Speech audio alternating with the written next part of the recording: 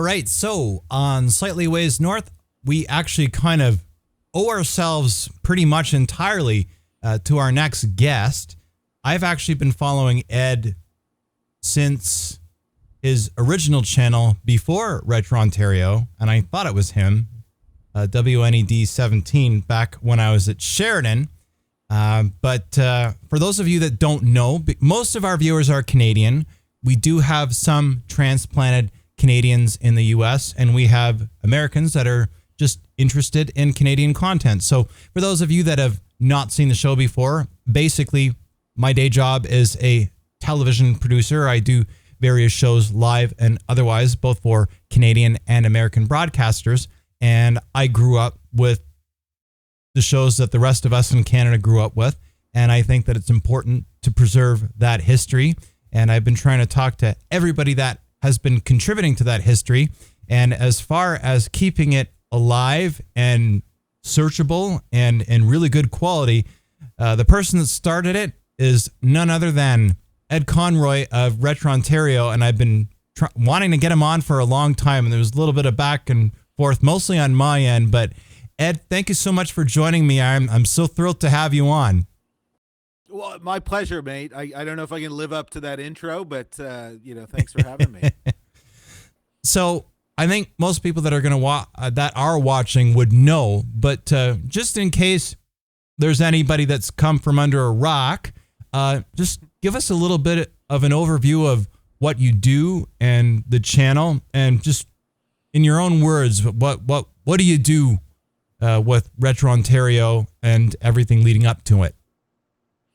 Sure. So the YouTube channel RetroNtario started in 2008, but I had been on YouTube since its inception in 5 or 6. I mean, geez, it's 20 years ago. And I was amazed really almost immediately how there was a lot of Americans on there that were uploading vintage television content that otherwise, unless you grew up in, Chicago or New York City or Los Angeles, you wouldn't see those kinds of things, right? I mean, it was like bumpers and news reports and filler and just like the weird stuff that, if you grew up watching television, you realize even in the early 2000s, things are so different now. There's a million channels and all that. So I sort of thought, okay, I'd like to do something similar for Canada, for obviously Toronto, which is where I grew up, and I had a fair amount of video content that from when I'd grown up that I'd hung on to, and amazingly, a little bit before that, I would say early 2000s, it suddenly became quite easy to digitize analog tapes. Like for a long time, that was something that wasn't really accessible to sort of your average person. It was something that was very expensive, and you had to go to a studio or something.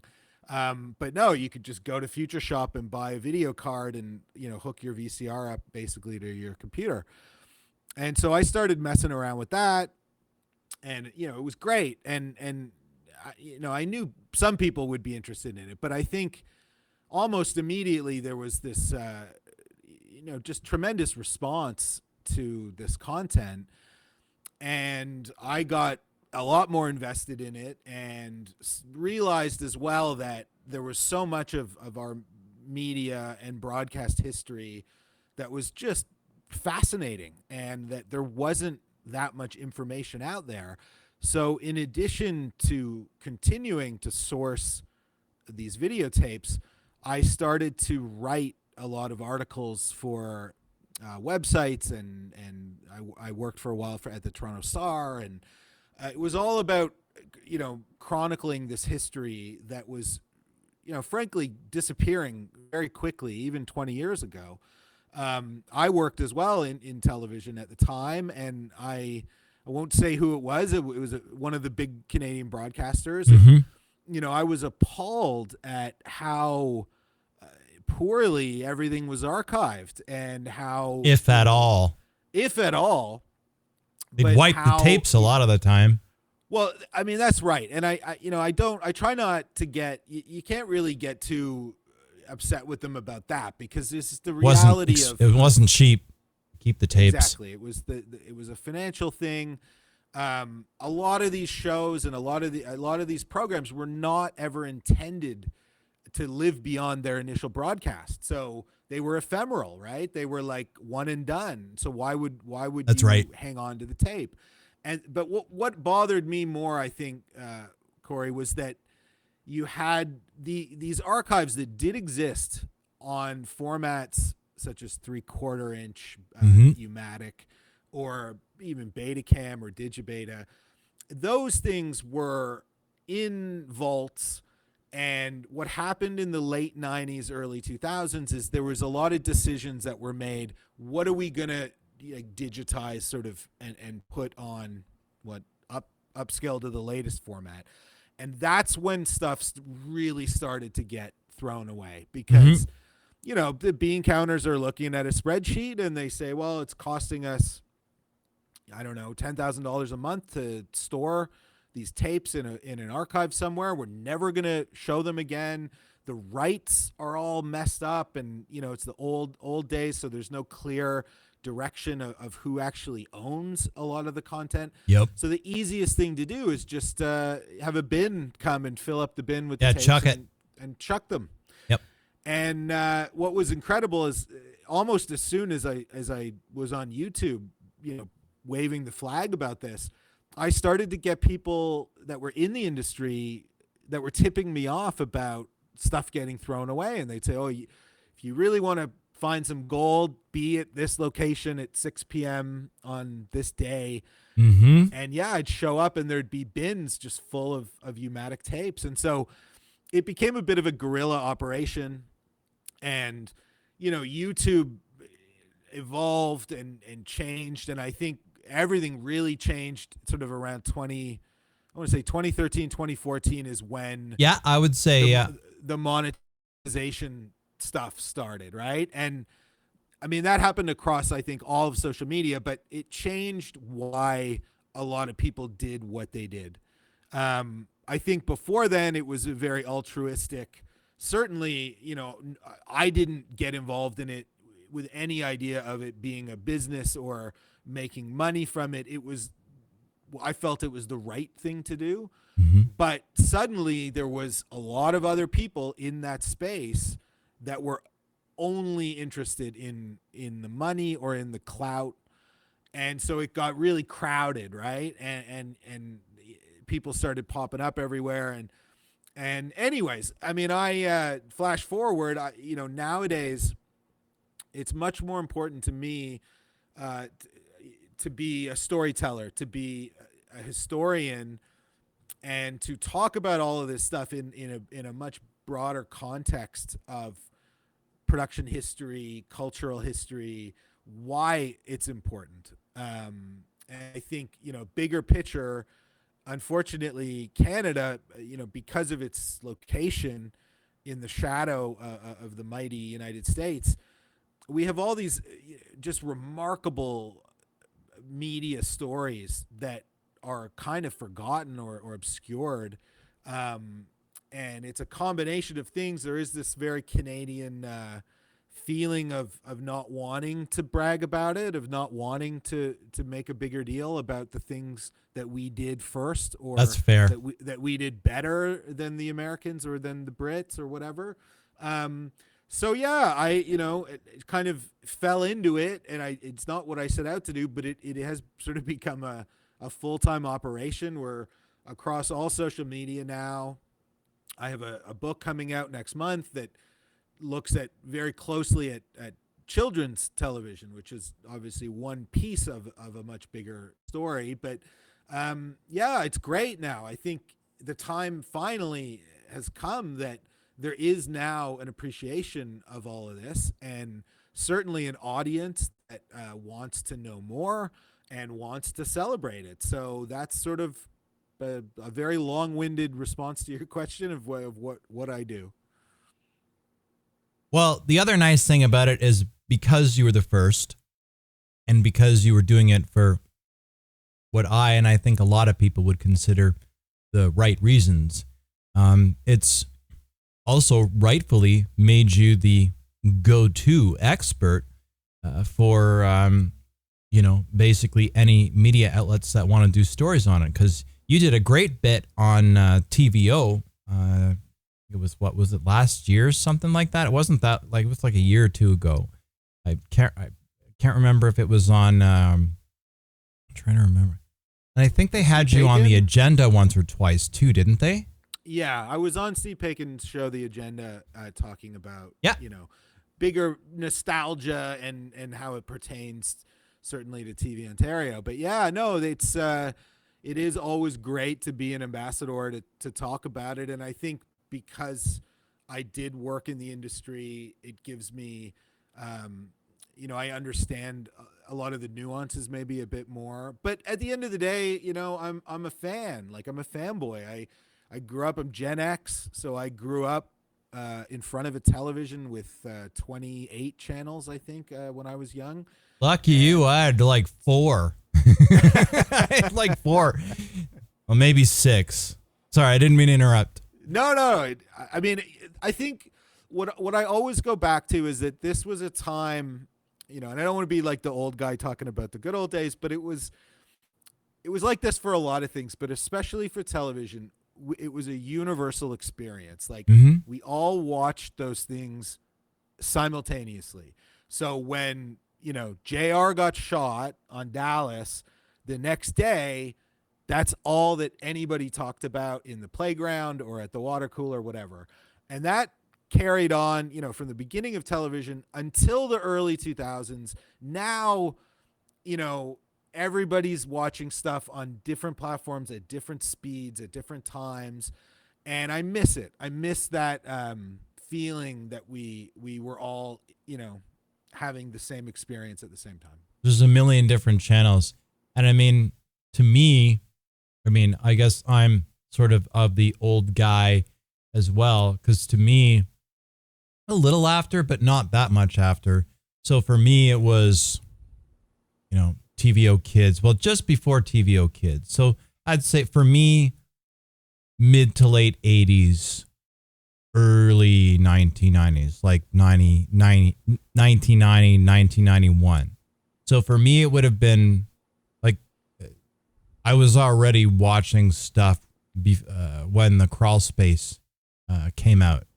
So, but then they had all these kind of trippy shows. So for me, when I was a kid, it was How Do You Do with Billy Van, Hilarious House of Frightenstein on CHCH, also with Billy Van. I remember I was always into computers, so I would watch Bits and Bytes on TVO because I'm a transplant. I don't remember if I told you. I live in Saskatchewan now, and our operations are here for broadcast. But I grew up in Ottawa, so my first job was at CJOH. It was before it was CTV Ottawa, and it wasn't owned by Bell Media yet. So I was at the big place down at 1500 Marival. But because it was just close enough to the border, I guess there are some similarities to the analog with you, right? Because we wouldn't get stuff from, Buffalo, but we would get stuff from Vermont. Sometimes when I was closer to Montreal, yes. But right. In the Ottawa Valley, it was mostly from Watertown. So we would get, of course. Yeah. So we would get, I think it was WWTI, and I forget the call, because they had 2. Because you know how a lot of them, they would have the twin transmitters, right? So for us, it was mainly Watertown. And then, of course, being in Ottawa, I'm bilingual, right? You can't even get a job at McDonald's downtown without speaking both. So I'm bilingual. So I was watching TVA and Radio Canada at the time.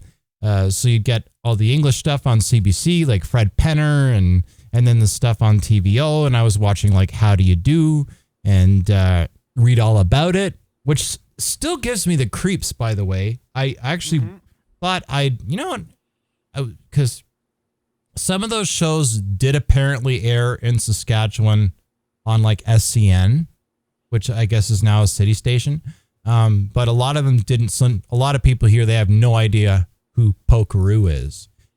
And try explaining to a bunch of adults without alcohol what Pokeroo is if they've never seen Pokeroo. I mean, it's the most normal thing in the world.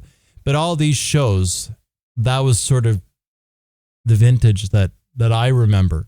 So we would get the American Sesame Street on PBS. So we were also just close enough to the border.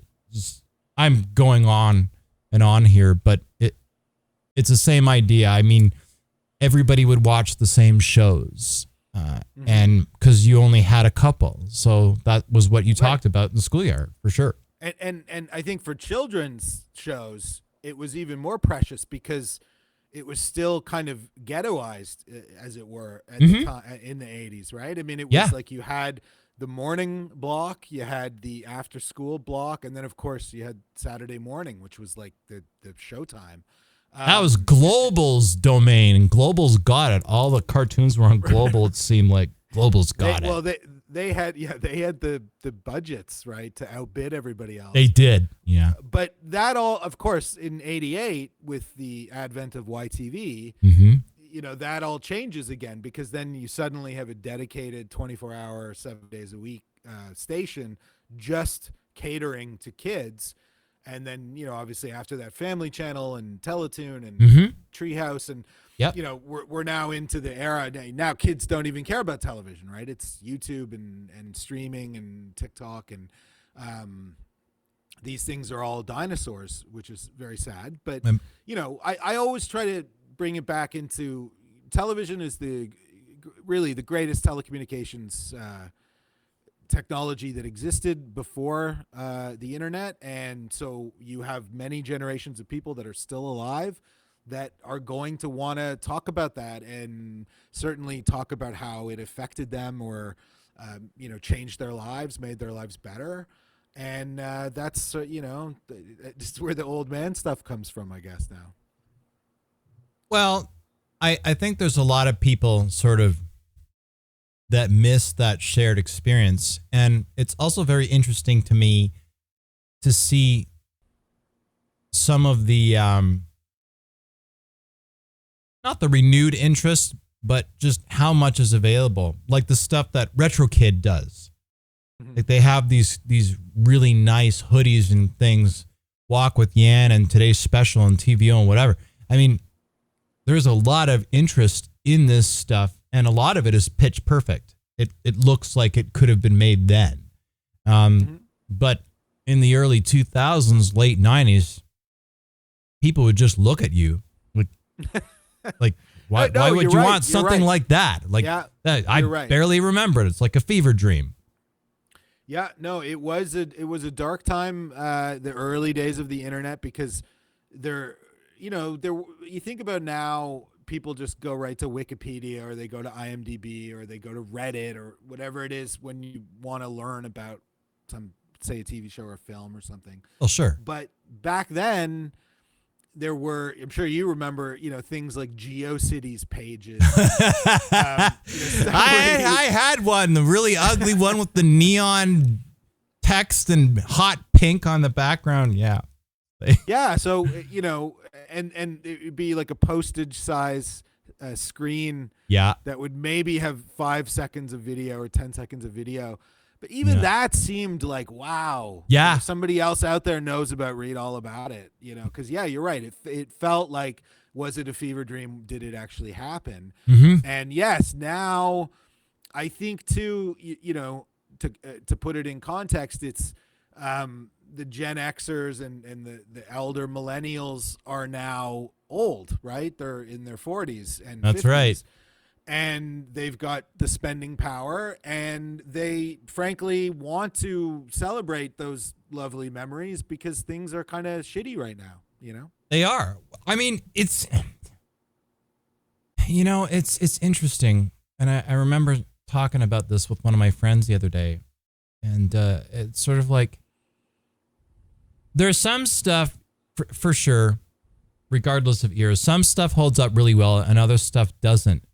But things to me, and I wonder if you feel the same way, things felt bigger in a way in the 70s, in the 80s, and very early 90s. And what I mean by that is it just seemed like everything felt more epic in a way. Like everything felt big.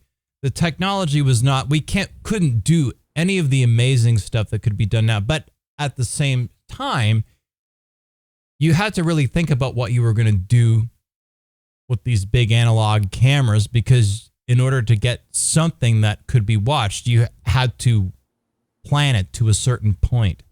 But the technology that we have now is just, like I said, I was talking to my friend, I was like, I would have killed for the stuff we have now. We can now achieve anything we want for content.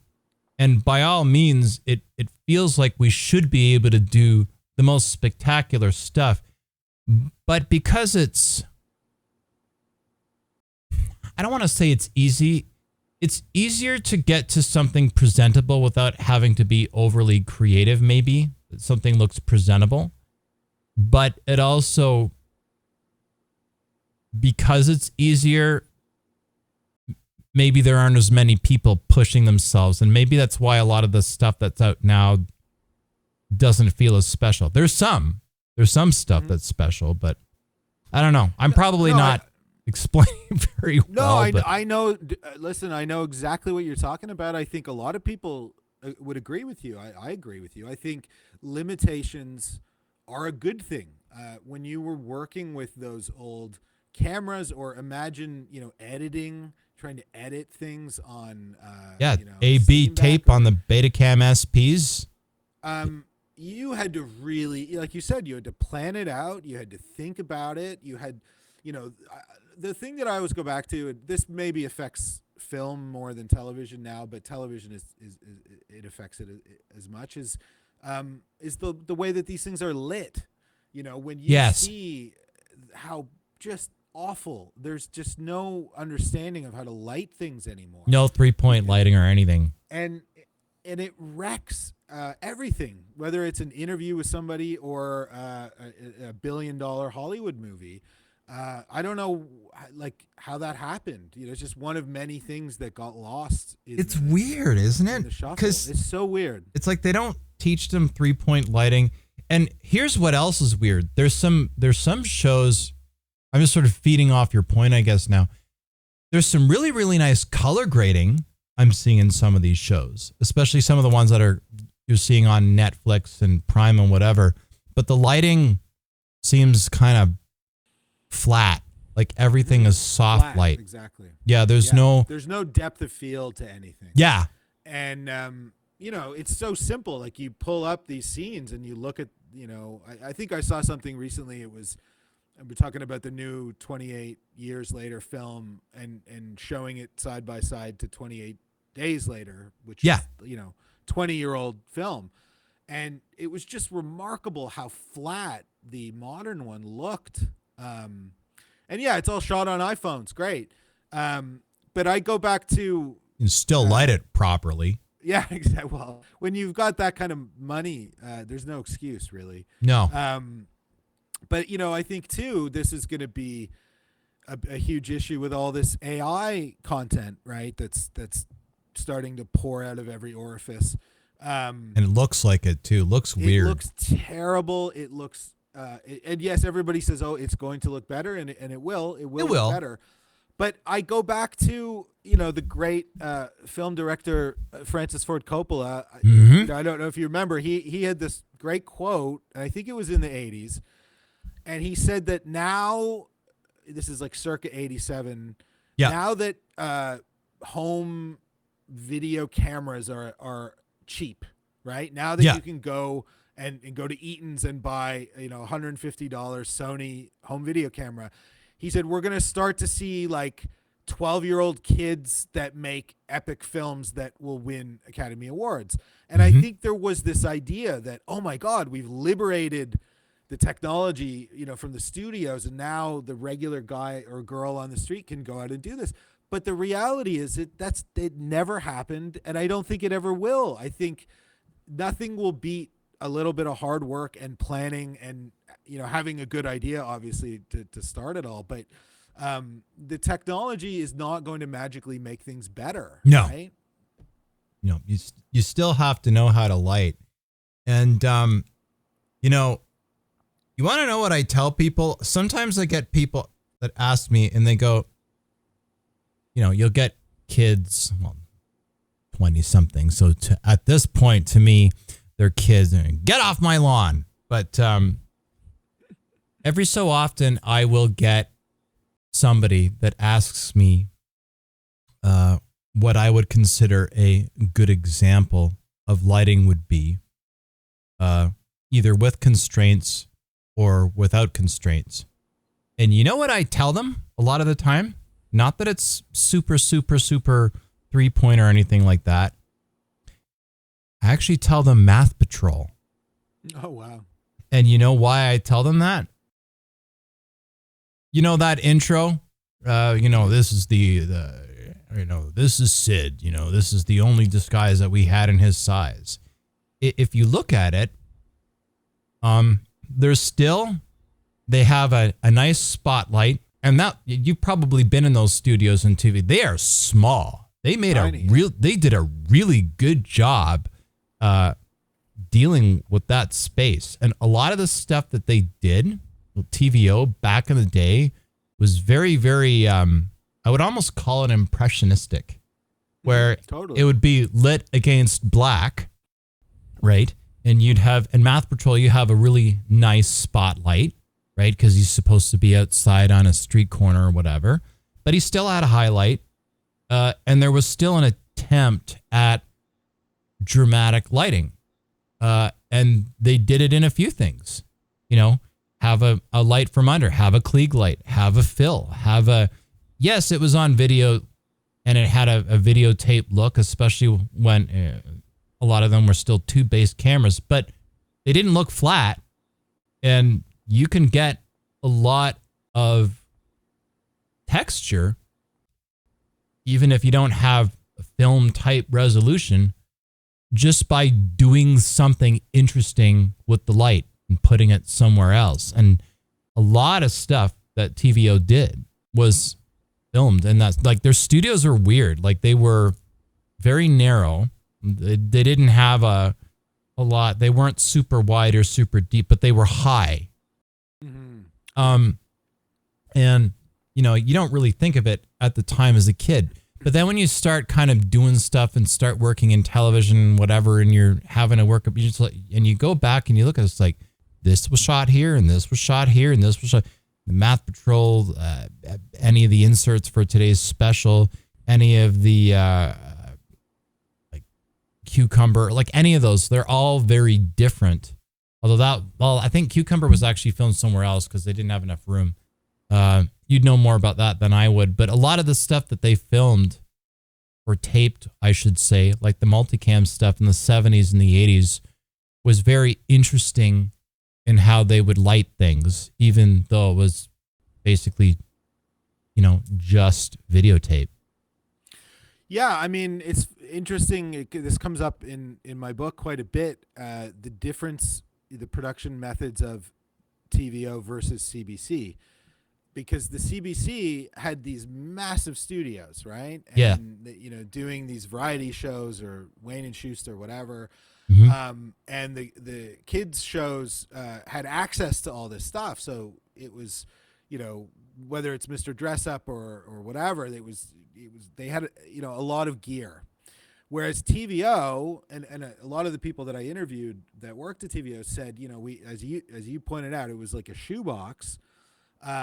But their secret sauce was the post-production facilities that they had were much more sophisticated than what CBC had. Mm-hmm. And there's a guy, unfortunately, he passed away a few years ago. His name was Brian Elston. He was actually the editor of Math Patrol and Today's Special, many of the big shows. And he was just one of these people that sort of understood like what you're talking about, giving those programs a real unique look to make them memorable, because yes, they're trying to penetrate the minds of children and teach them, whether it's math or English or reading or whatever it is. And they're not going to respond to something that looks like crap. And no, they went to a lot of effort to achieve those looks. And I think that's why still to this day, like you mentioned, people have these memories of Read All About It and a lot of those TVO programs, because they looked very different from the CBC shows or the CTV kids. They were unique. I would even argue that there's a TVO style. Totally. Oh, totally. And in the music too, especially the music. Mm-hmm. Yeah, no, absolutely. But it's funny, you know, moving out of children's, and I don't know how familiar you are because you're an Ottawa guy, but in Toronto, you know, we were blessed to have the golden age of city TV was happening. There was a repeater, so Ottawa had a repeater that we would get a city on rabbit ears when I was a kid, so we got it too. So you got a taste of it, yeah. We did, yeah. I mean, what was amazing, you know, to me about going back and interviewing those folks and hearing about it, you know, the great Moses Neimer, the visionary that really, you know, was the soul and gave all these ideas to the production teams. You know, he said he wanted City Pulse, which was their nightly newscast. He wanted them, all the cameramen, to study Italian neorealist films before they worked on City Pulse. So, you know, that it looked, they got that look. I didn't know that, totally. But you know what? Thinking I've certainly saw it, but it does look like that. That's sorry, I didn't mean to. That's really interesting. I had no idea.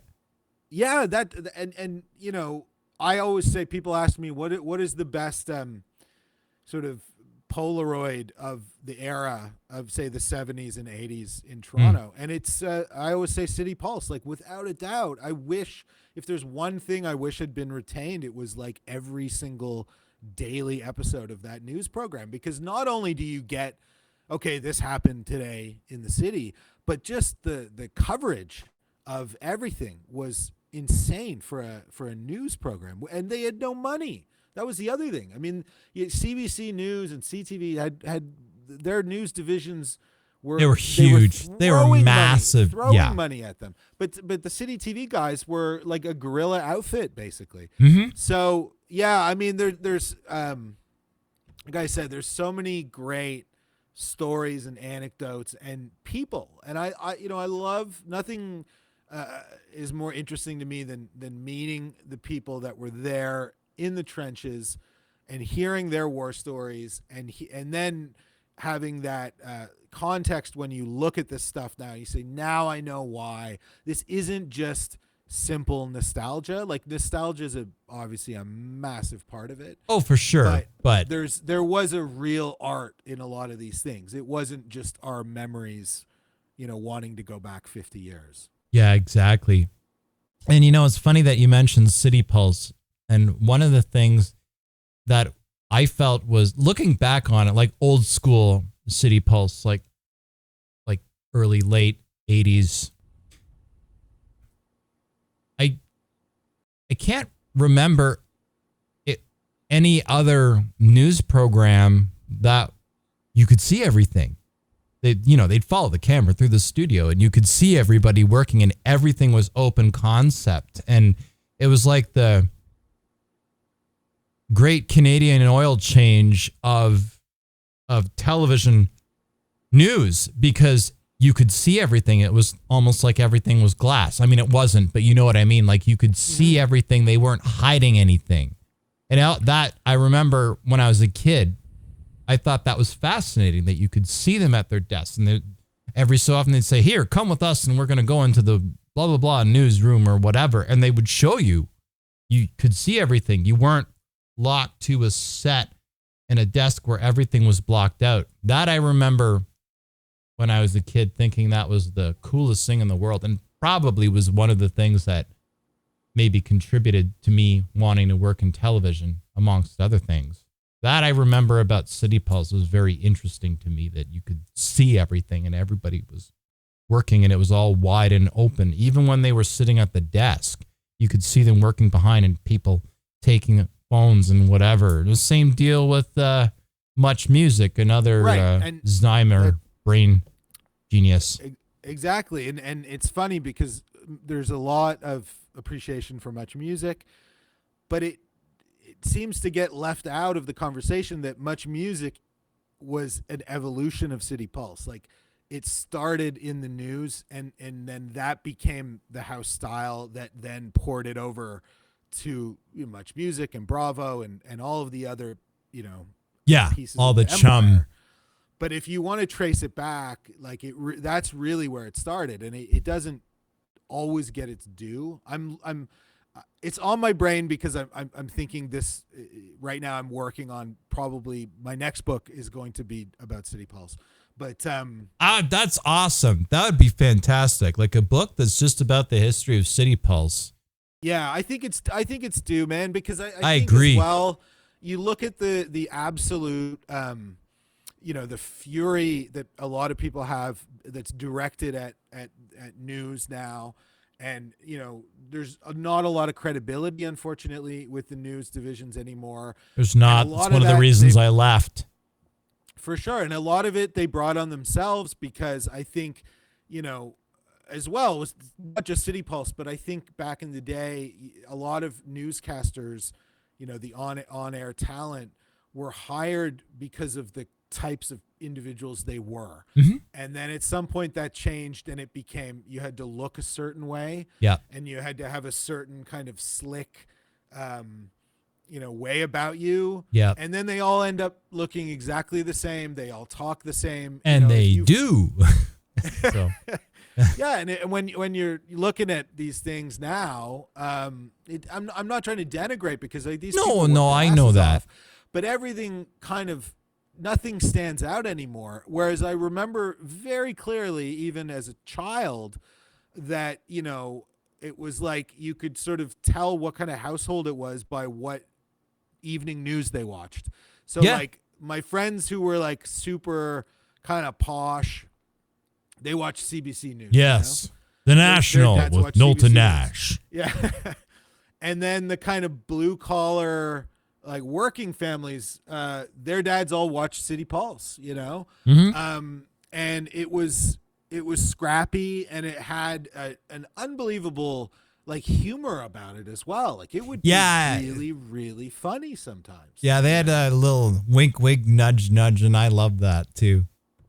And just all these characters that to this day, like Moses said, he cast it like a soap opera. So that's why people say, oh, whatever happened to Jojo Chinto or what happened to Lauren Honickman or Mark Daly or, you could just read a list of the names and it's like, God, it's like actors, they're amazing.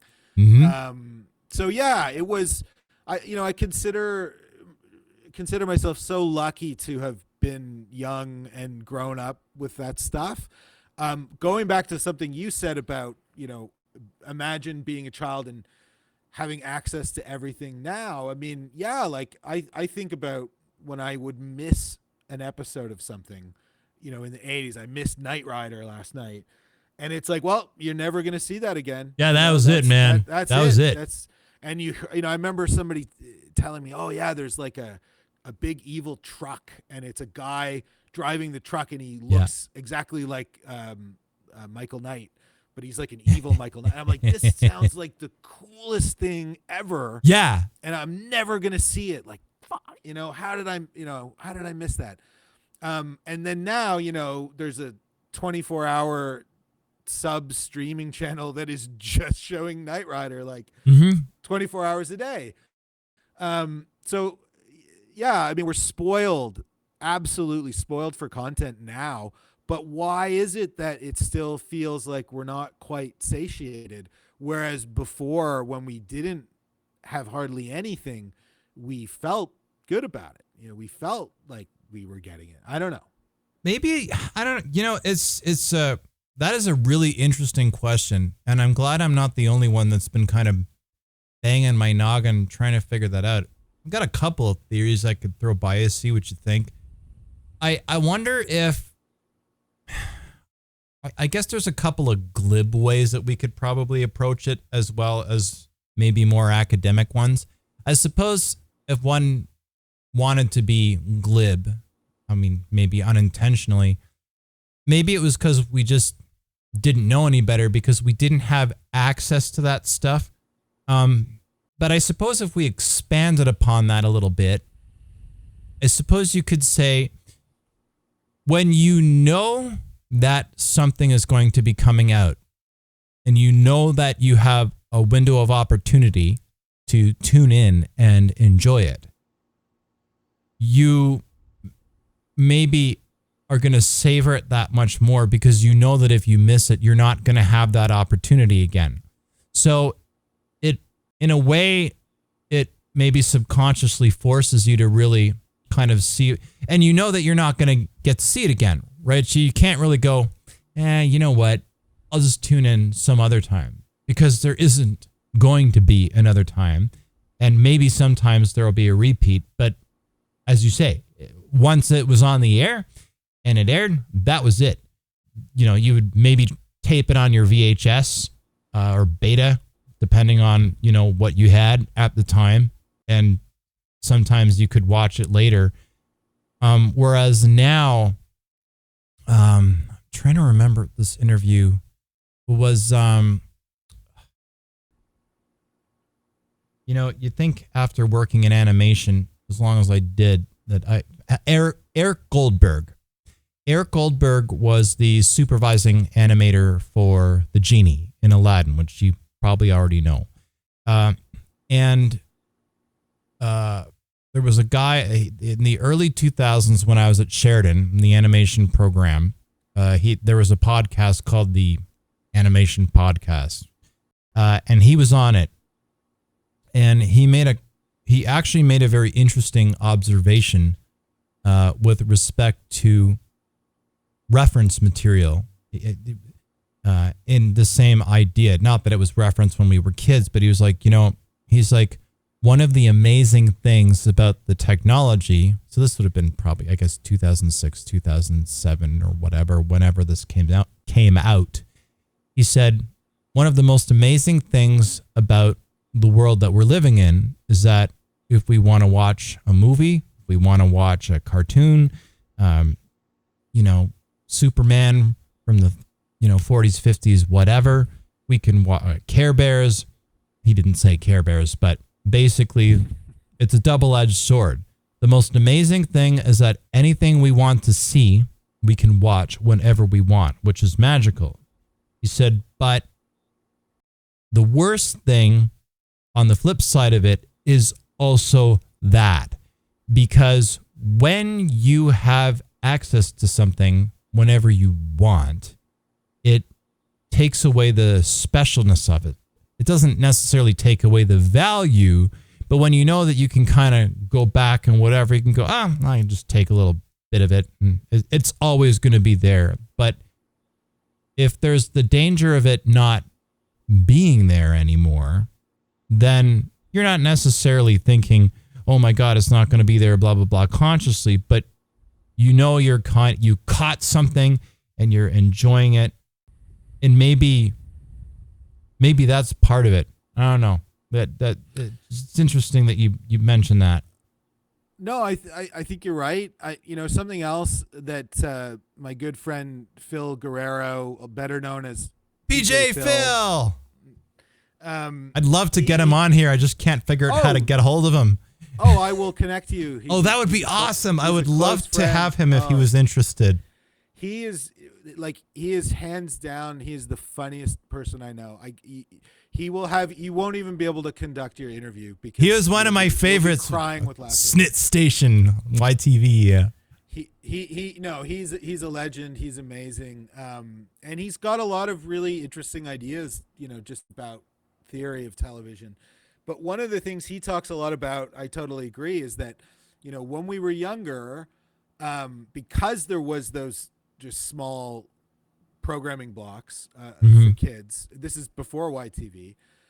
we were exposed to a lot of stuff that we wouldn't have watched, but we did because it was the only thing that was on. So the greatest example is Sunday morning, right? You wake up on a Sunday morning in the 80s. It's like a graveyard. There's no cartoons. There's all this religious programming. I mean, maybe Commander Tom is showing. Oh man, something. The Secret, yeah.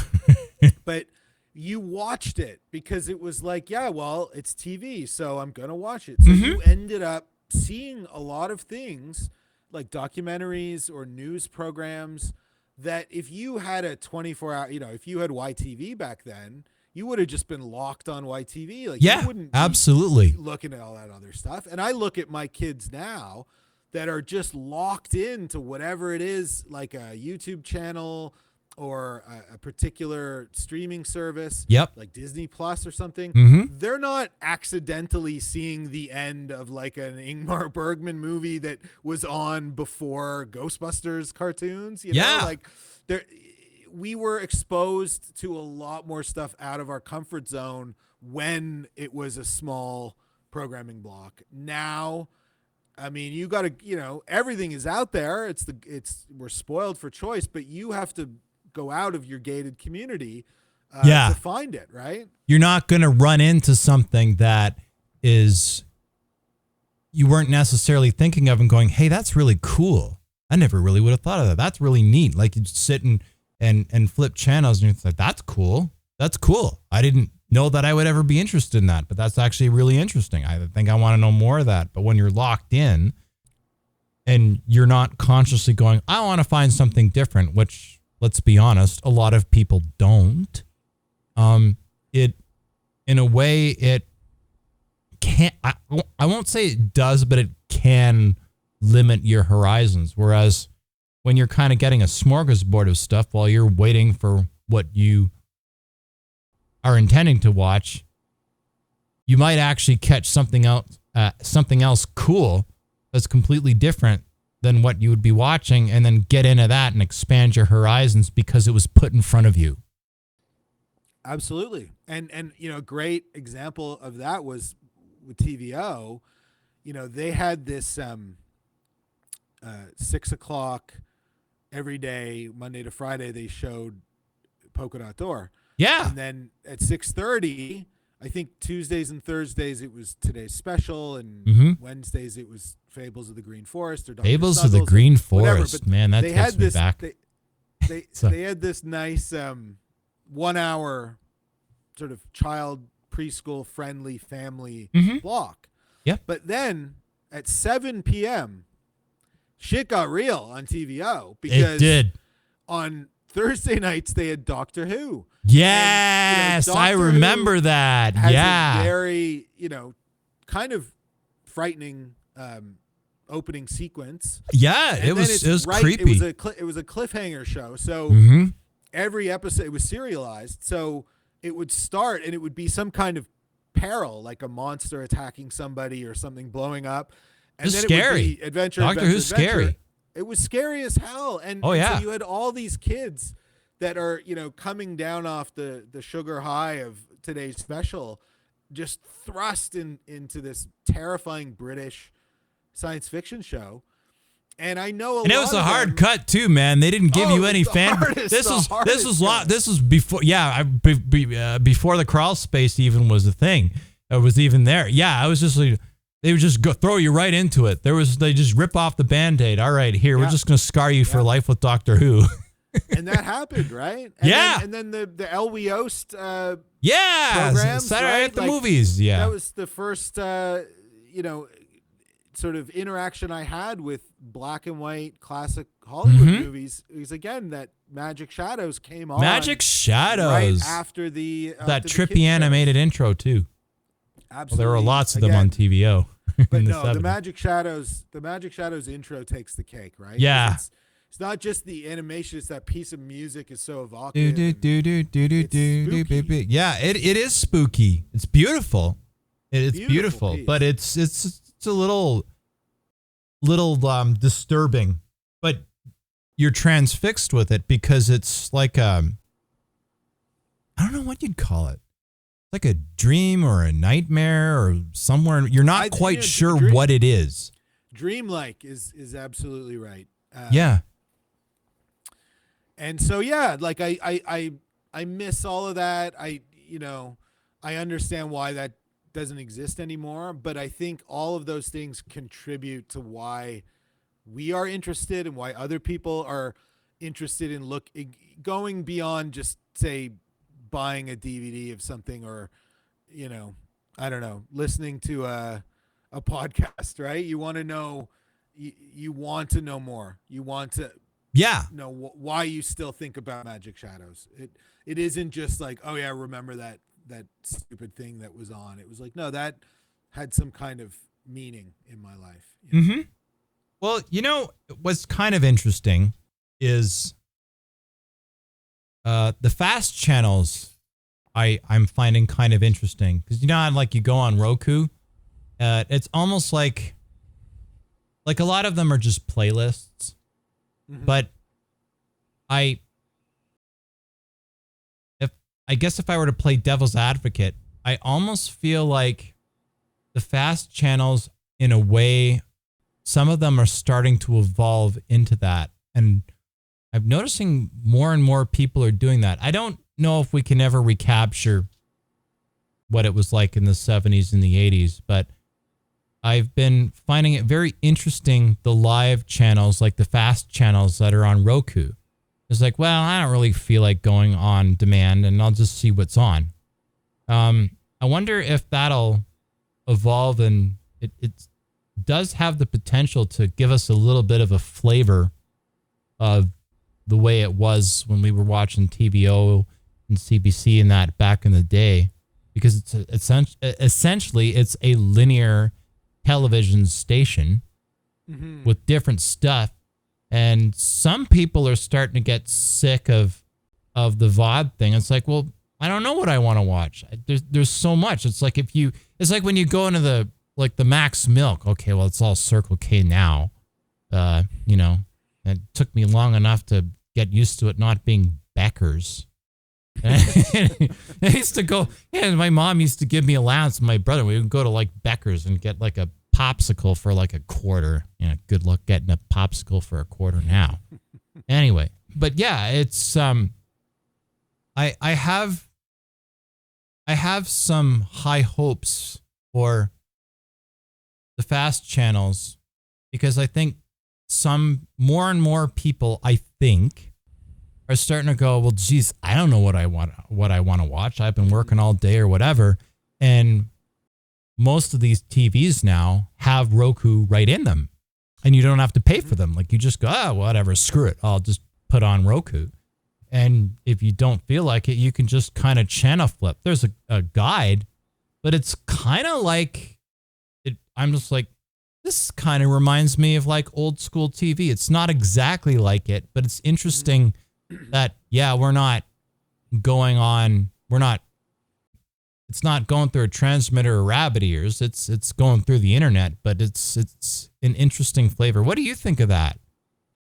Yeah, I mean, I think inherently people prefer curated experiences, right? I mean, the experiment of VOD, or even scrolling through 100 pages on Netflix, clearly this is something everybody feels the same about, because I see memes about it every day, right? That there's a clue right there. You spend X amount of your free time, and you're sitting there with your wife or your girlfriend or whatever, and nobody can decide what to watch anymore. Yeah. And it's stressful sometimes just to figure out what the hell you want to watch. And then add to that, the absolute greed of all these streaming services, where it's all commercialized, and we have part 1 and 3 of a trilogy, but part 2 is on another service, and you have to rent that, and it's $8.99 to rent it, and it's a total mess, man. Yeah. And I think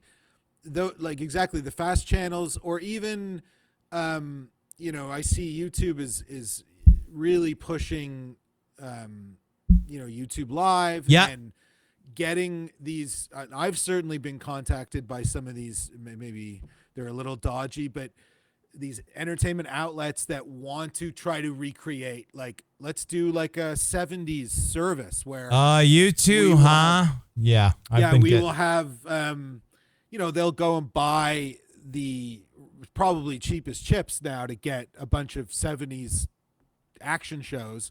Yeah. But then you show commercials and you show like comedy where people are dressed up like it's the 70s, and there's something to that. Even if it's super niche, I think that's a great idea. But I think it ultimately the whole act of television and film, and it's been so splintered now. And like I said, I look at my kids and their friends, and I just think, wow, I don't know if I could have dealt with all that, because it's so balkanized, right? It's like so fragmented, and short form content and video games play a much bigger role in their lives. We're the Gen Xers, was like Atari and the first two generations of Nintendo, and that was good for me, man. I didn't need to like go down the subsequent rabbit holes. But look, I just think the way in which people choose to be entertained is always changing. But yeah, it's great that you provide, a podcast where people that want to know more about the Canadian side and the history can get that information, because that was the only reason I wrote this book. Was it was driving me nuts that so much of this information just wasn't anywhere. Like it wasn't on the internet. It wasn't in other books. So, and it's annoying because there's all these great stories. And to be honest, and I'm guessing you're the same, I was always interested in it when I was a kid. But then when you start working in television, particularly in Canada, as you know, everybody knows everybody. There's always going to be somebody that knows somebody that you worked with. It doesn't matter whether you're in Vancouver or Toronto or Ottawa or whatever. Like, you're always going to run into somebody. I know that guy. I worked with him at CF, blah, blah, blah. And I had the good fortune of being able to work with some of the individuals that were responsible in whole or in part for a lot of the shows that I enjoyed watching when I was a kid. And as good as the shows were, they would all tell stories because they're storytellers. And a lot of the time, the behind the scenes stories were more entertaining than the shows themselves, which were already very entertaining.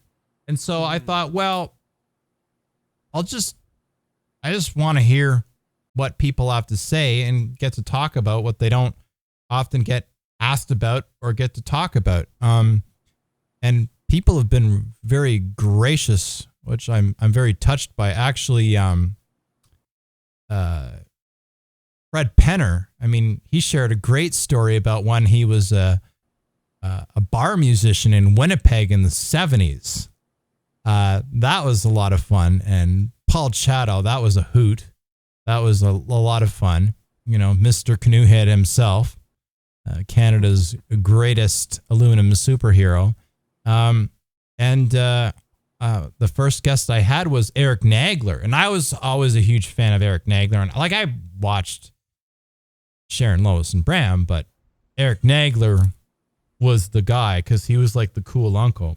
But it was interesting talking to him because I never really would have thought of it. And of course, and because it's not on TV and it's just a conversation and it's positive, it goes in all different directions, all of them positive. And you get to hear stuff that I would have been, it's fascinating anyway, but just when Eric would tell me stuff like, yeah, let me tell you something about the sewer phone. The tone is in your head, right? It's psychological. So it's like, oh yeah, that's it. But everything is in that range. And all these stories about the machinations of what it takes to get them to air and the crazy stuff that went on behind the scenes. And I think these are stories that I think are important historically for people to hear. And I think there's so much fun, a lot of these stories that go into it. I think people would be interested in them anyway. So I just thought, well, I want to hear what people have to say. And if nobody else is doing it in this form, then I'll do it. I allegedly have a bit of credibility now, having worked in television for a bit. It's not, oh, it's that guy in his basement and he's never been on a set and what the hell does he know? So it's actually been really nice. And it's also been very educational and helps keep me inspired and try to, make all of our respective work better. Because there's days you feel like being lazy and go, I'll just plug in another camera and I'll just wait. No, that's not the way. So I think these are all important.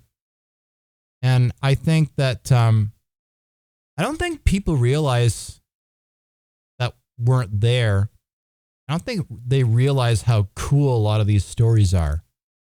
Mm-hmm. Especially with constraint.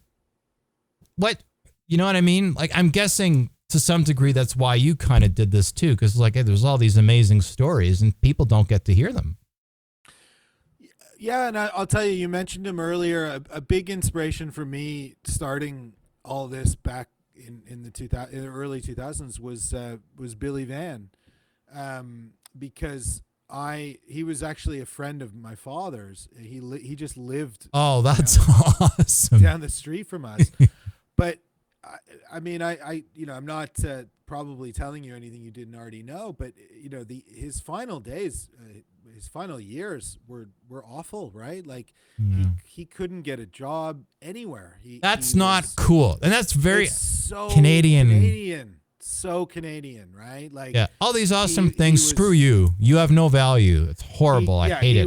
He was kicked to the side, and I think the saddest thing is that he basically died knowing, obviously, Hilarious House had a cult following. But in the years since he died, it became massive, right? Like, yeah, there's record vinyl releases and merchandise and documentaries and animated spin-offs and all this stuff.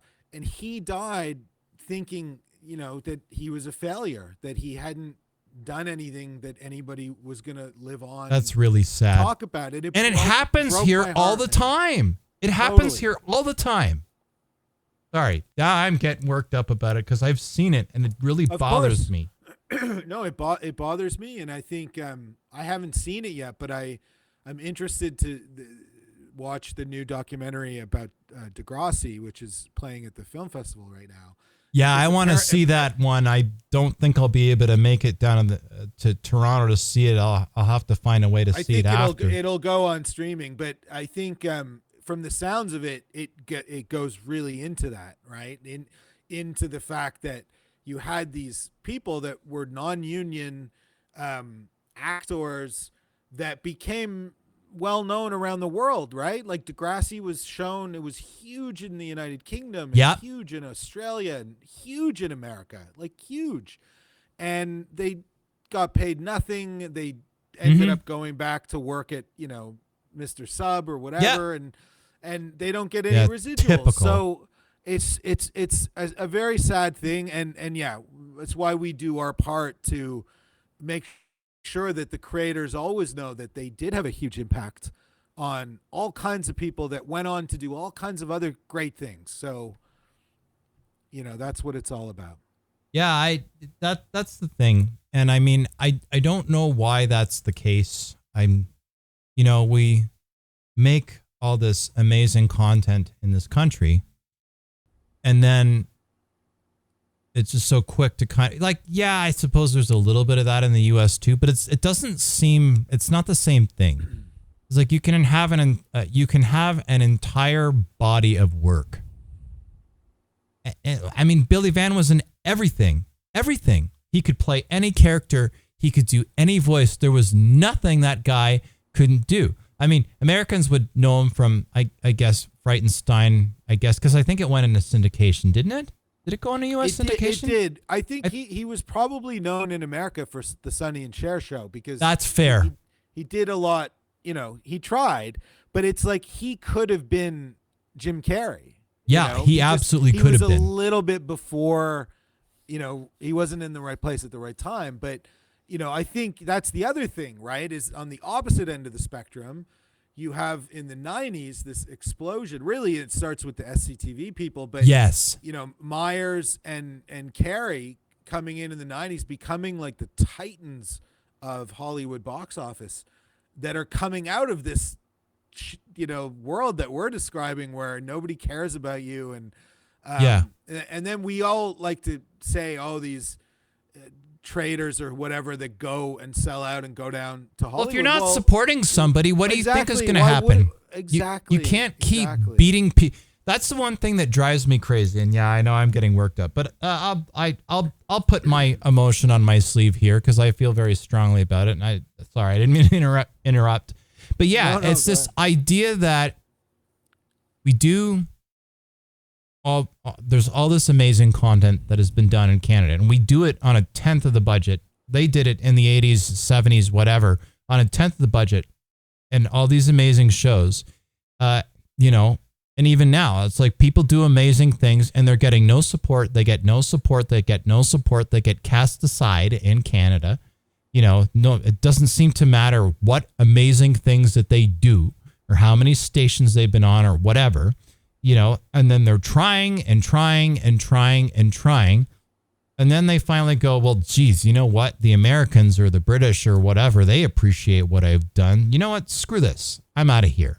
And then the very people that turn around and say, well, you're blah, blah, blah, when they're trying to say you're a traitor. It's like, you're not a traitor. You can't keep beating somebody up and expect that they're just going to sit there and take your abuse. They're going to go where they're appreciated. And this happens over and over and over and over and over. And nobody seems to want to take that lesson.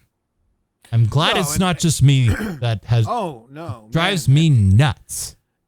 And I think it goes hand in hand with the, again, I might be speaking out of turn, but I think you'll probably know what I'm talking about. The sort of small cabal of people in this country, in television, certainly in television, but film as well, who just pass around, the chalice and don't really give other people a chance. I think looking back in the old days of Canadian television, there was a lot more diversity, and I mean diversity of thought, diversity of production, than there is now.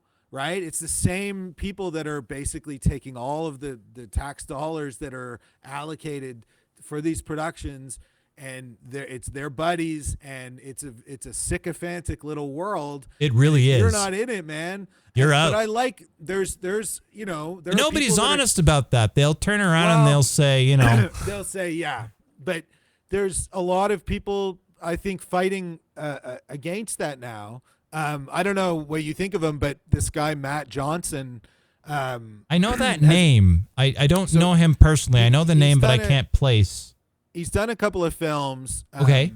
He did a TV show for Vice called Nirvana the Band, the show. And he has a film of that now that's at the festival. And I saw an interview with him in Toronto Life, and he's, one of these guys that's like calls it out. He says, this is total nonsense, like how unfair the whole system is. You don't have to self-censor here if you don't want to. I sure don't. I gotta sell my book, so I gotta be careful what I say. Fair enough. No, I think it's rotten to the core, and I hope something changes. I don't expect that it will, but I think that's why the product is not as exciting overall. Like, a lot of the more interesting Canadian productions now are the guerrilla things, are the things that are going in under the radar. Like, when was the last time you saw a CBC show, that was on the level of like the Beachcombers or SCTV or, any of those kind of revolutionary things? A long time. And I feel like, not to take away from, the many talented people within the CBC, but I feel that, how do I put this?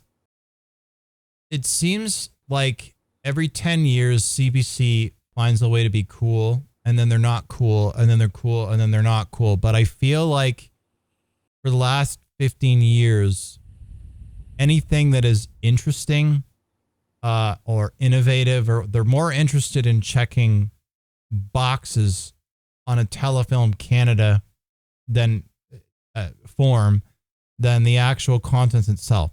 Sometimes something really good comes out, but it almost seems like an accident and it slipped through when it does. Now, I haven't seen the whole I haven't watched the whole series. And if you've spoken to Paul Chateau, I mean, what's nice about Paul really calls it like it is. And he was saying, you know, yes, there's a lot of issues at CBC, and I'm sure this show got through by accident, but son of a critch. First 5 minutes of Son of a Critch, I was like, yeah, it's good. It's good, but I don't think that it's the CBC responsible for that. I think it's a bunch of people that the show went, it's like, okay, you know, we're going to make this show the way we want. And when they pull it, they pull it. But yeah, a lot of stuff is just really generic, and it's the same people doing it all the time. And anything that's really cool or innovative or scrappy, it seems to just be in spite of rather than by design. There are exceptions. There is good stuff, but it's very all of course, and we don't know about what is almost getting to the finish line and then doesn't get the green light. Mm-hmm. But I think it's when you start to look at the history and you realize just how many risks they were taking, even in children's, but in grown up, drama. It's amazing. Some of those teleplays that the CBC did in the 70s and the 80s, they're really dramas, raw. They're amazing. Yeah, absolutely. Absolutely go toe to toe with any BBC production or NBC production equivalent of that era. And those things, where are they? Like, they're not accessible to anybody. They're locked up in Ottawa in the archives. They're impossible. To get a copy of. You read about them and you think, God damn it, like, why isn't this better known? Like, why wasn't there a DVD box set of like the best CBC teleplays? I don't know, man. And they won't even give you, if you call them up and you're like, hey, because you know how back in the day, if you wanted a tape of something, most networks were pretty good.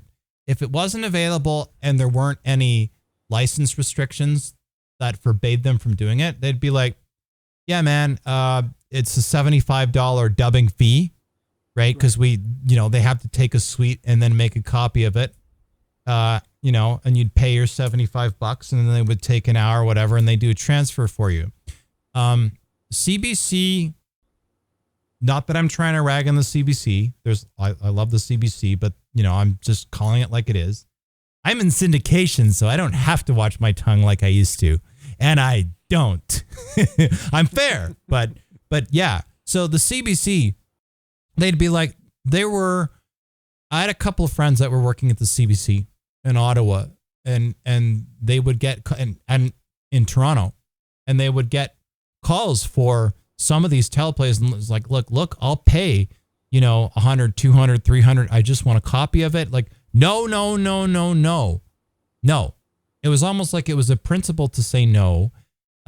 Even when there was enough demand for certain shows where it would have justified a DVD release with a limited run.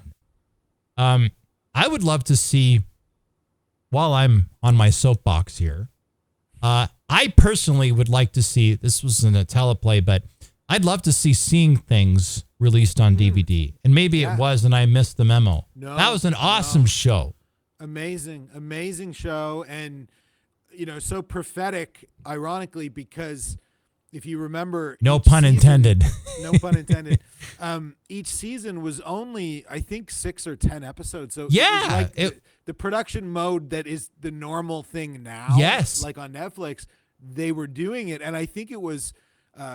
Chacone said it was because You just wanted the quality to be there. And if you're doing back then when most shows are doing 22, 26 episodes a year, that's when you had a lot of filler and a lot of like nonsense. But those Seeing Things, man, like I have pirated copies of them, but you know, it's a wild show. It's an awesome show. But what's crazy, they're so protective of that one in particular. Like I had put it out. People want to see it. I had the Billy Van episode. I was just going to mention, where he's like the murderer and he's like trying to get out. And he was really chilling in that. So good in it. He was brilliant. I don't remember if I had uploaded. I don't think I uploaded the full show, but I had a clip of it. And CBC vaped it. I've got lots of CBC history on the YouTube channel, and like they don't seem to be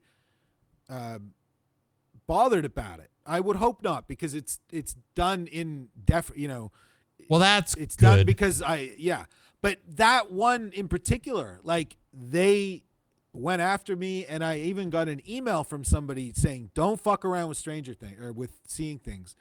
And why? Like, then why don't you do something? Like, why are you so protective of it if you're not doing anything with it?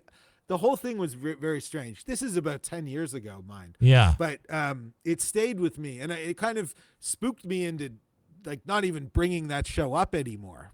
But I'm glad you did, because it was incredible. And it was an amazing show. It really should be released.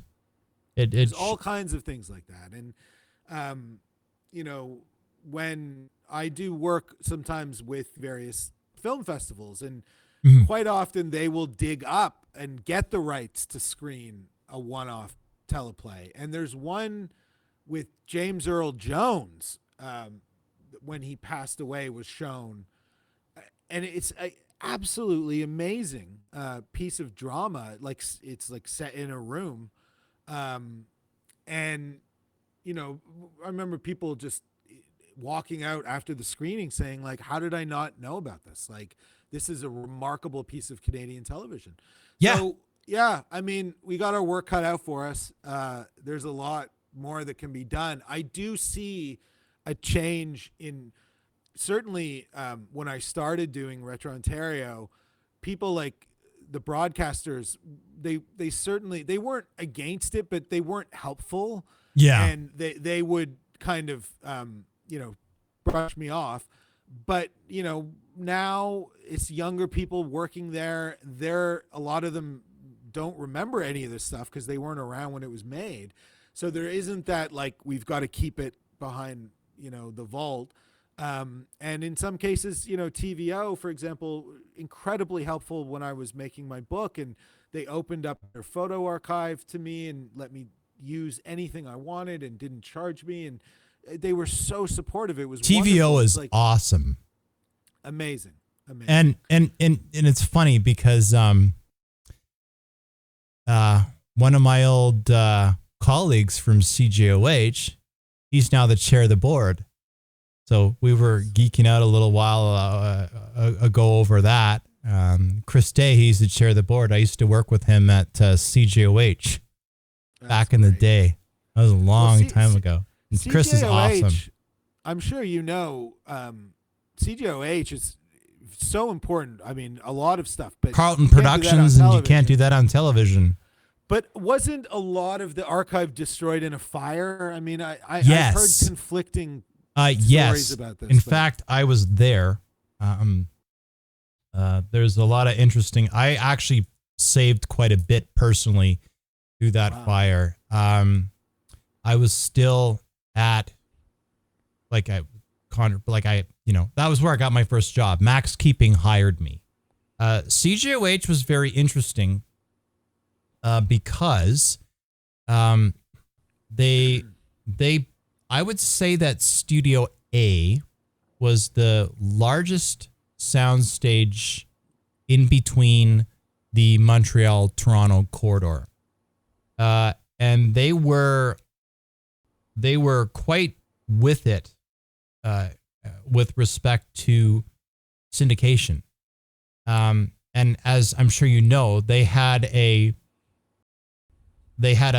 production company distribution entity that was separate from CJOH, but it was CJOH, called Carlton Productions.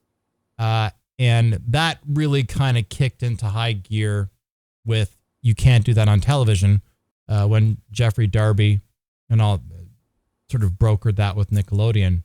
But they were doing a lot of stuff. Yeah, you know, it's really interesting there because there's a lot of kind of intermingling between Crawley Films and them. And so some big shows that came out of there, most of them were either in Studio A or Studio D, where they would syndicate. So Strange Paradise, you might probably know Strange Paradise, which was this essentially a Dark Shadows knockoff. Yeah. And the Galloping Gourmet, even though it was a CBC show, was done out of there. I don't know if they distributed it. Celebrity Cooks was done out of there. And there were a lot of productions that were syndicated. So You Can't Do That on Television. There's a whole bunch more. But there was a lot of syndicated stuff that was coming out of there. And Bear Rapids and stuff like that. And co-pros and things like that for the Disney Channel. And they were doing that through Carlton Productions. They did not keep a lot of stuff, but they made an effort to keep as much of it as they could. So there was a fair amount of You Can't Do That on Television tapes that existed that were still there. There weren't a lot. There weren't as many as there should have been, but there were a few, and they kept some stuff. But the fire destroyed everything. And I remember getting a call from some of my colleagues at like 4 or 5 in the morning, because I was back and forthing from Ottawa to Toronto at the time. And it was, Corey, do you have anything? Because at the time, nobody gave a shit about archiving, right? And I remember having conversations with people, and I think I was talking to Jim Clark about it. You might know Jim. Jim was on You Can't Do That, by the way. And I'm like, you know, we really should be archiving this stuff as we can, because it was in the early days of digitizing. I'm like, there's no reason that we can't digitize some of this stuff. And so when I had some downtime, I would, you know, make copies or whatever with whatever I could. But the sort of prevailing attitude was, well, you know what? You do what you can with that, Corey, and you know, we'll support you. But there wasn't the infrastructure. I don't want to say there wasn't interest. There were people that were interested, but it was just sort of like, well, you know, it's been in the vault for 30 years or so. It's fine, you know. So we got some of the stuff digitized, but yeah, the fire really opened everybody's eyes, because I had been bitching about it for years, and the archives and stuff were kept close to the old tape room, which was on the ground floor adjacent to Studio A, so, you know, when the fire went through, it was, yeah. So, but what is somewhat interesting is, and you probably know this, a lot of the older tape archives for the CTV, you know, Globe Media pre-Bell, you'd be surprised where that wound up, assuming you don't already know, which you may already. A lot of them wound up, Barry? if you can, yeah, CTV Barry. Oh, I know all about it. Yeah. And I was in there for a bit, and I would go, I'm like, holy crap, like there's all of this stuff in here. There were Just Like Mom, that was in there. Yeah. There was stuff in there that was done at CJOH, and we didn't have copies of that stuff. And it was there. It was very, very impressive. And there was stuff from space, a bunch of stuff from space. And every CTV affiliate was told to send everything to that Barry location. That's right. And it's awesome. And it goes on and on forever. I've spent lots of time just geeking out when I had time in the Barrie archive. Sorry, I'm interrupting. Go ahead. No. I mean, I want to hear more because I have not had the pleasure of visiting that archive. It's been described to me as the ending of Raiders of the Lost Ark. It truly is. I've been in there, wow. And I had the key.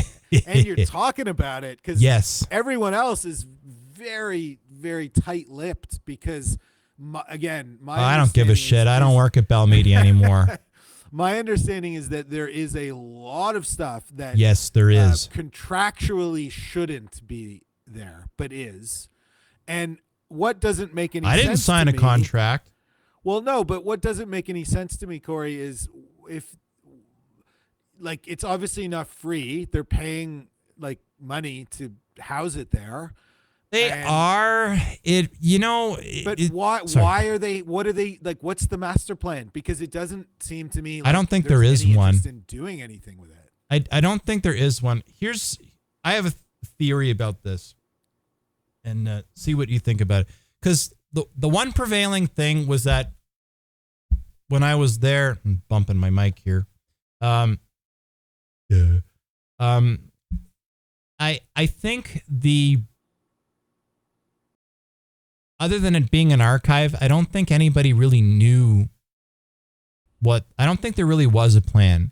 Because around the time that they started using that, having that archive and building it like that in there, I don't think there was a plan other than, well, we should probably save some of this stuff, but we don't know, where. And a lot of that, I'm trying to remember when that was. I feel like it was before Bell Media. So it would have been. It would have been before Bell Media because Bell owned, I think, about 15% out of CTV's ass. But the majority of it was the Teachers Federation at the time.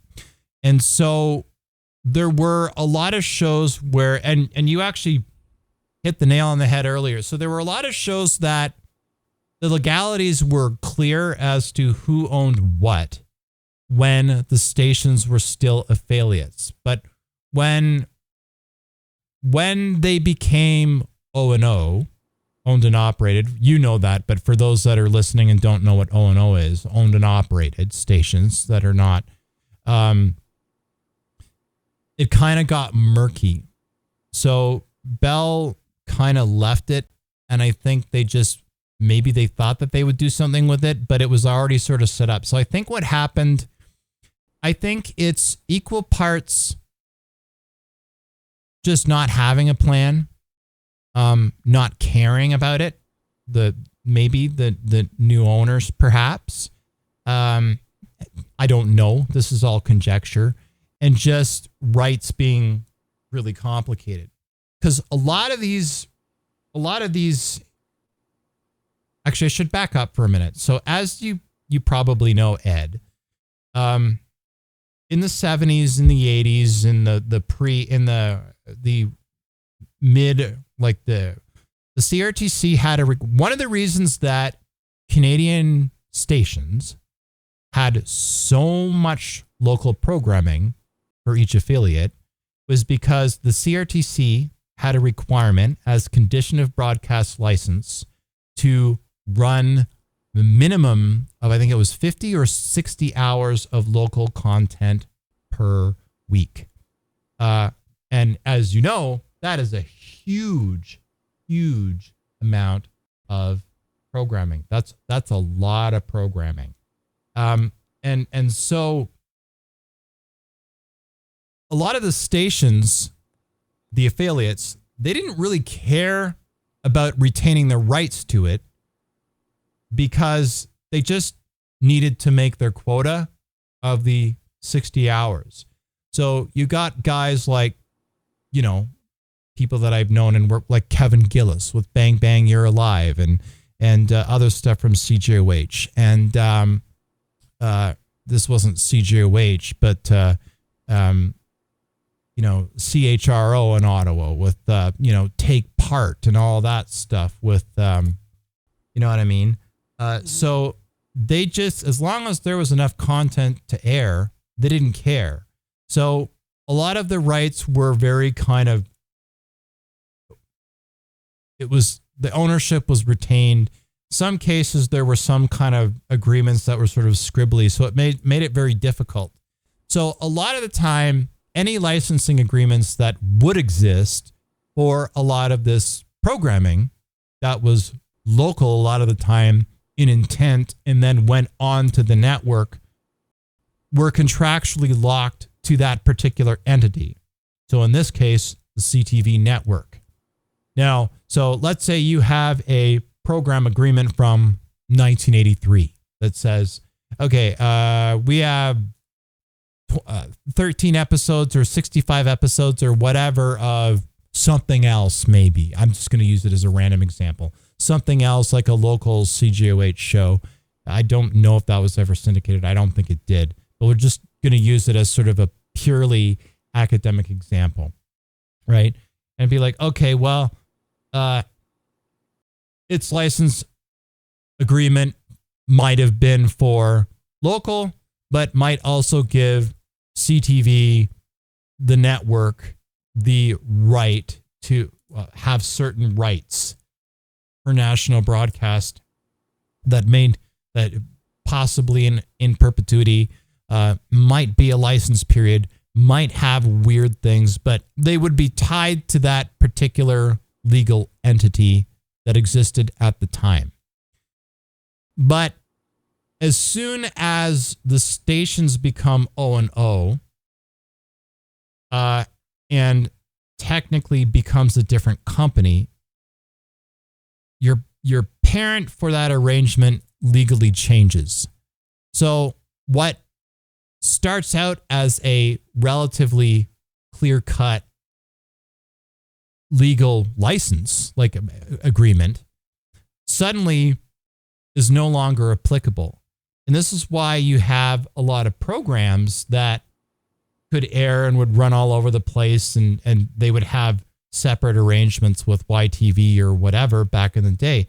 But as soon as YTV becomes Chorus and CTV Globe Media gets purchased by Bell, and then a separate company, Bell Media, which did not initially exist, is set up, then a lot of those agreements suddenly have things in them that don't apply anymore. And so it becomes very, very difficult to entangle them.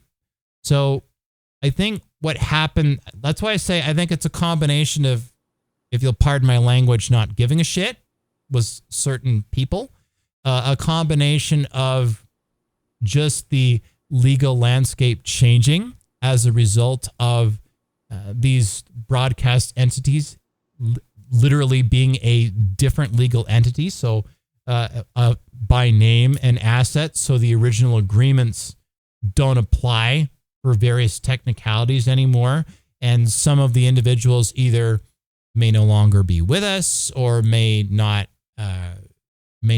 be interested, or may be on other things. And you have multiple people that might be involved in these agreements. So it becomes either impractical or impossible or whatever in order to renegotiate these arrangements. And sometimes it's cost effective. It's not cost effective. So what happens is you have all these programs that wind up at CTV, right? The CTV Barry archives, as an example. So you have all these programs that there may well be a great deal of interest in running them. But because it's now Bell Media or whatever, it's not as clear cut to determine who owns the rights to what. And so that's my theory, my very long-winded theory, as to why there's a lot of programming that can't be touched. I do think that, not to be cynical, although I suppose I am being somewhat cynical, I think that there's a lot of properties that there's not a lot of interest, and I think there's some on behalf of the networks or the individuals. I do think there is some laziness involved because paperwork involves, work and figuring out who owns what. My music director, you might know this name, John Stroll. He is the music director for the Raccoons, good friend of Kevin Gillis, creator of another great Canadian classic, the Raccoons. And I was helping Kevin and John try to untangle stuff and transfer and this and that for the Raccoons reissue that's on Crave. And it looks amazing, actually. But even that, there were certain things that with the music that had to be, there were people that had to be tracked down. There were certain things that needed to be renegotiated. There were certain things that didn't apply anymore.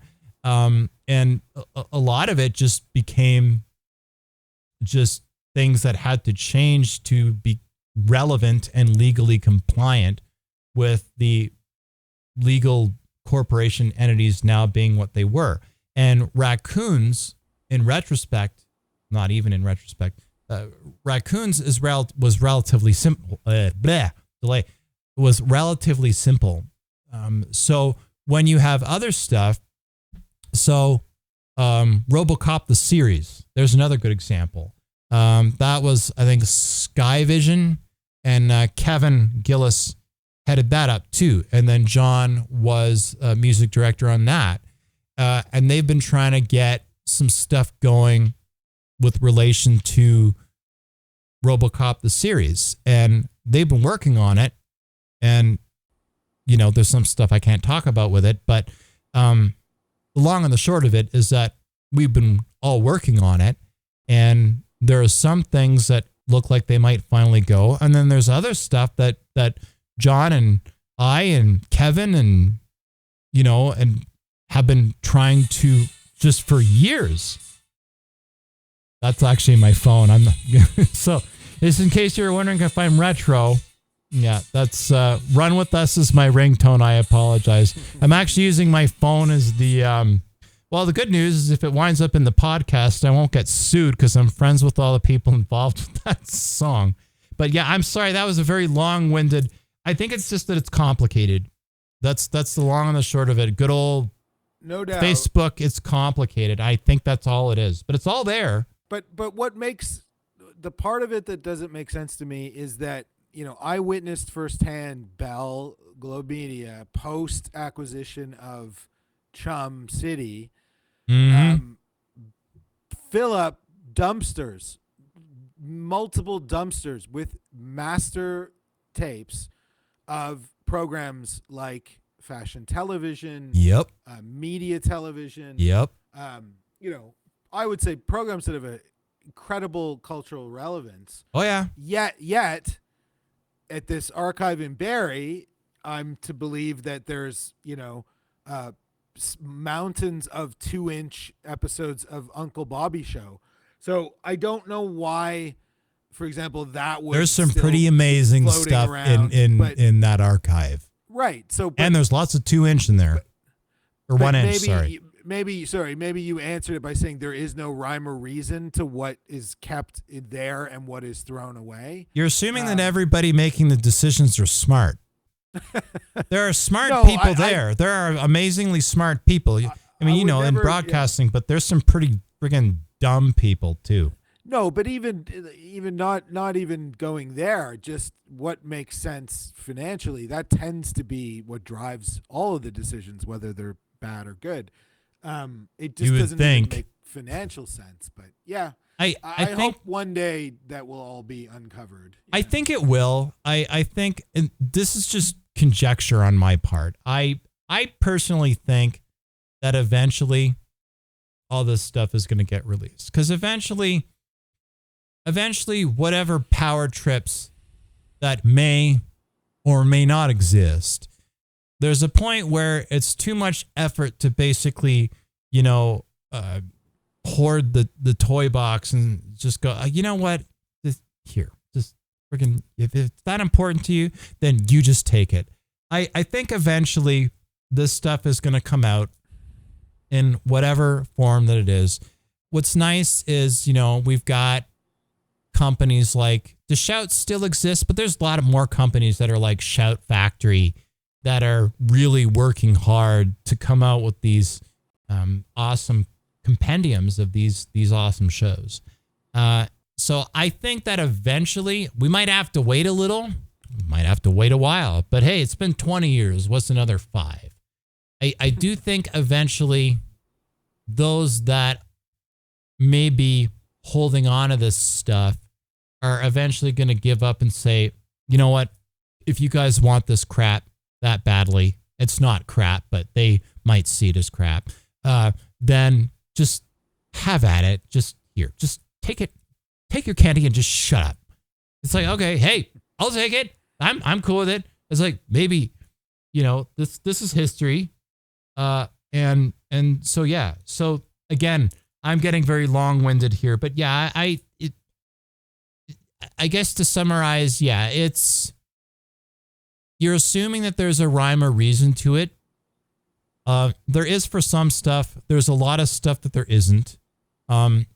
There have also been a lot of layoffs at a lot of the networks, which I'm sure and so I've personally seen it a lot in my time at some of these places, and I'm sure you have too, where you'll have there are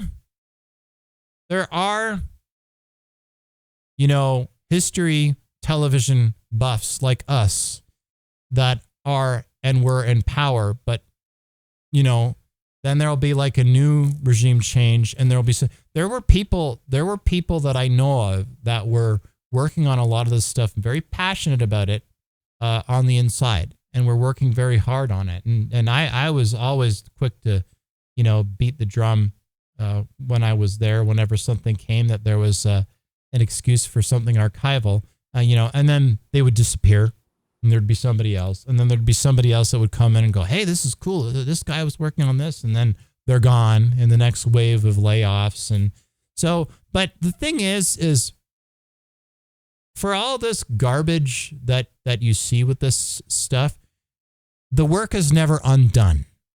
So if there's somebody that's passionate, that's working there, and they're kind of working on it, and then they end up going somewhere else, and then you have somebody else later and they go, hey, this is cool that somebody was working on this. And then they pick up the baton and work on it. Eventually it gets done. The way that I find it works at a lot of Canadian networks is as long as people keep poking away at it, eventually no's become, oh, whatever. It's too much effort to say no here. Here's your candy. Just go have it. So as long as you're just annoying enough that you keep picking at it, you'll get people. And I was one of those people, right? Just like, you know what? If it's so important to you, then you go and you have at it. It's like, well, thank you. Don't mind if I do. There's lots of other people that would love to see this stuff. It is part of our collective heritage. So yeah, as negative as I sound, I think the ultimate reality is I think all of this stuff is going to be released.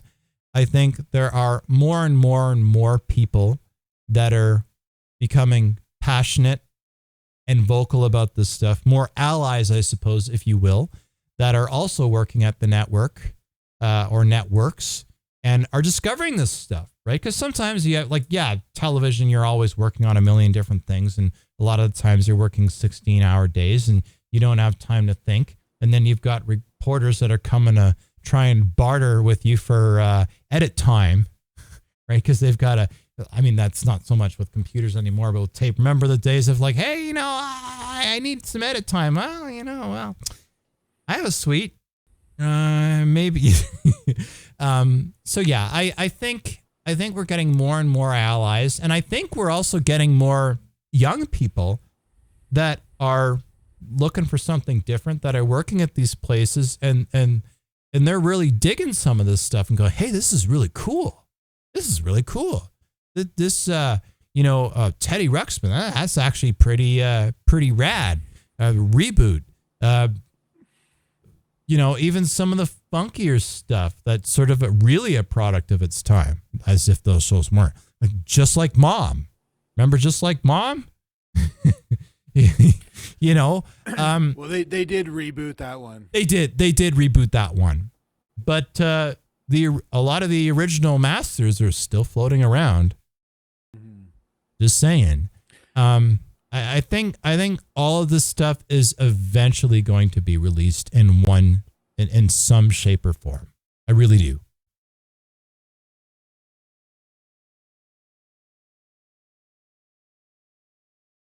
Oh, I wasn't sure if you froze there or not. No, I just ruminating on that thought. Yeah, it's I have been fortunate enough to be in the wonderland of the CTV Barry archive. And there's a lot of amazing stuff in there.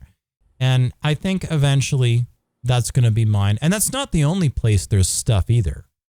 Right. A lot of the affiliate stations that still are in their original facilities still have stuff in them that haven't been touched. And as you know, like a lot of people, you know how a lot of people that have not had the, maybe like they didn't work in a TV station, so they're not working with, 1-inch tape, and they're not working with or 2-inch tape. They're not working with Betamax or Betacam SP SX. They're not working with D1 or anything like that.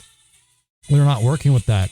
But I think what a lot of people don't realize, which you would and I would, because we've spent time working with these formats, is if you have a good encoder setup with a really good broadcast digitizing setup, is just how good these master tapes look if they're taken care of. Yeah. They really, a lot of analog tape, like the high-end broadcast analog tape of the time, looks really good. It was broadcast tape for a reason. So yeah. Anyway, I'm sorry. I'm going on and on and on here. You got me going down the rabbit hole, but yeah, it's all good. It's all good. But I should wrap it up. I mean, I think, the thing with the tapes, I mean, I always say this, we have to keep in mind the lifespan and the machines, right? The engineers that used to repair the Betacam decks and the 1-inch players, and if you're lucky enough to find one, a 2-inch player, those guys are all checking out, and it's getting harder to find replacement parts. And that's where I sort of say there's a little bit of a rush on all this. Like, we can't wait forever. Certainly U-matic is, it's a very problematic format. It's very, with the tape oxidizing everywhere and gumming up the heads. It gets real gross, yeah. And so, I'm down to I've got 4 working units, which, it keeps me up at night, because eventually it'll be 2 and then it'll be 1. And I've only got 1 at this point. So right. I feel you. That's I know for a fact that Much Music Bell, the Much Music archive is, tens of thousands of 3/4-inch tape, and they only have 1 player. So, eventually you've got to step it up, because otherwise there will be nothing left to digitize, right? Yeah. And, it's there. Yeah. 'Cause it doesn't last forever. It's good quality until basically it all gets gummed up and stripped. And then you're screwed. There's nothing to play. Or, you have the heads, they start to get out of alignment. There's some stuff you can service if you're technically minded, but a lot of that stuff you really have to. And what do you think is going to happen if you go to Sony and say, yeah, I've got a 1978 U-matic deck that I need to have serviced, and they'll be like, what? Yeah. Well, I mean, people talk about like VHS is some exotic thing. I mean, there's enough VHS decks for 4 or 5 generations, but these other broadcast decks, it's a different story. So yeah, I mean, it goes on. People always ask me, when will you stop? Is there some holy grail that that I'm looking for, that if I find it, I'll stop? And no, I mean, there's a 1,000 holy grails, and I will never stop. Never. Those are the ones that I know about. I think the stuff that excites me the most is the unknown unknowns, like, coming across something that I had no idea existed, that is amazing. And that happens all the time. So it's a blast, and I'm so glad that, you're into it, and sounds like you've been there since the beginning, and there's lots more to come. So stay tuned. Yeah, no, I think it's amazing. So, to wrap up, is there anything you want people to know or to add before we finish up? I think just, whether you're nostalgic or whether you're a student of broadcast or you work in the industry, or, there's a whole bunch of reasons for going into this, but come and, go down that rabbit hole, embrace it, take half an hour and click through some old commercials and some old credit sequences, and, marvel at how great the Canadian television industry is and was, and be proud of it. That's what we're there for. So. Well, I couldn't agree more. Well, stay with me. I'll just do our little, I'll wrap it up here, and then I'll talk to you right after we get off. So, but this is great. So thanks so much. I really appreciate it. My pleasure, man. Thanks for having me on. All right, everybody. So that was Ed Conroy of Retro Ontario, and I'll make sure that the links are in the description so that you can go and visit. So Retro Ontario, you can go to retroontario.com, or you can go and go down memory lane on Retro Ontario on YouTube, and I will have that handle in the description as well. So thanks everyone. If you haven't already, please do subscribe or follow with whatever platform that you happen to be listening or watching the show on. And shameless pimp here, people. My day job is allegedly a production company where we allegedly make TV shows. So if you need video, give us a call or email.